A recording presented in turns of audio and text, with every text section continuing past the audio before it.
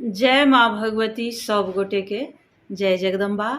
हम मीनू झा उपस्थित भेल छी, लाइव के संग उपस्थित भेल छी खोइछ भरे के सामग्री लऽ कऽ। अपने लोकनि के खोइछ भरे में की सब लागत ओ सब विधि लाइव में देखा कऽ अपने लोकनि से साझा करै छी एहि वीडियो के माध्यम से। तऽ अपने लोकनि देखै जाओ। सबसे पहिले तब खोइछ भरे के लेल हैया ई पूजा के लेल साड़ी, ठीक छै।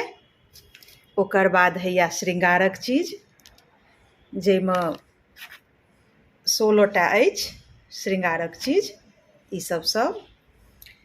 और सबसे पहिले खोइछ में जे चाउर राखब ओ हैया अछि 9 मुट्ठी। आ चाउर के ने थोड़े कलर डालि देबै, पूरा उज्जर चाउर खोइछ में नहीं देबै। ओकर बाद भऽ गेल बतासा, काजू, बादाम, सुपारी 9टा, छोहारा,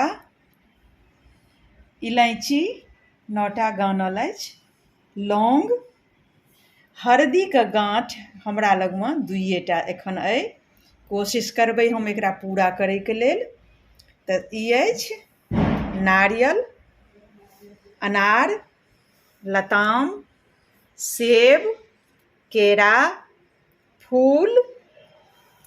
और एहिमे बाकी रहि गेल हँ दूइब और पान, जे हम जहन खोइछ भरै के लेल विदा हैब तऽ ओ हम पूरा करब। तऽ ई सब छल खोइछ भरे के सामग्री जे अपने लोकनि के हम लाइव देखा कऽ शेयर करै छी एहि वीडियो के माध्यम से, ठीक छै। आ संग संग कन्या पूजन जे करब, कुमारि जे खुएबनि तिनका जे विदाई करबनि ओकरो तैयारी में लागल छी, ओहो तैयारी कऽ रहल छी।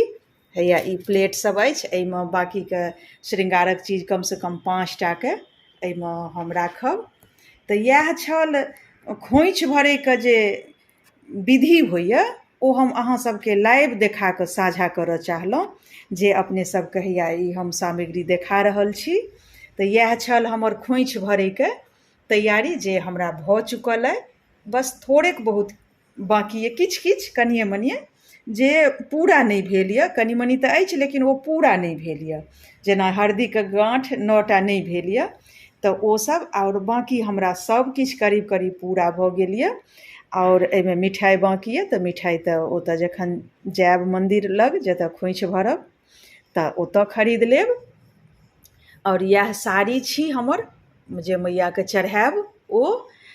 और हमरा मैया के दर्शन कऽ ली जाओ अपने लोकनि। हैया इएह छथि हमर जगजननी, ई सभक जगजननी छथिन, हमरे टा नहि सभक छथिन।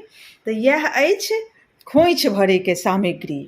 संग संग अपने लोकनि से कन्या पूजन के सामग्री सेहो देखा रहल छी, जे ई सब लगै छै कन्या पूजन में। किछ श्रृंगारक चीज कन्या के जहन विदाई करब तऽ ओहिमे कन्या पूजन में दऽ देबनि। फल मिठाई ई सब ओहि प्लेट में, दक्षिणा ई सब दऽ के कन्या के विदा करब। तऽ इएह छल खोइछ भरे से लऽ कऽ कन्या पूजन तक के सामग्री अपने लोकनि से साझा केलहुँ, ठीक छै।